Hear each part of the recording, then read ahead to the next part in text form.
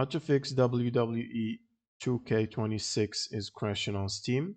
First, you want to right click the game in your library, open up the properties window.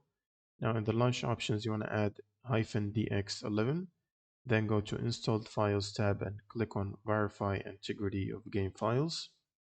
And once this is completed, you can close Steam. Next, you want to check if you have the latest graphic card driver updates. So for NVIDIA, you can use the NVIDIA app, and for AMD, you can use the AMD software. Go to the drivers, and from here, check for the latest driver updates and make sure to download and install them.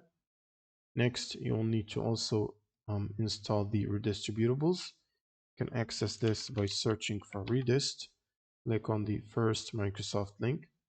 Now scroll down to this table here and download and install the 86 and the 64 below, both of them. And once you finish the installation, it will usually ask you to restart your computer. And right after the restart, all you need to do is run Steam as admin before launching the game.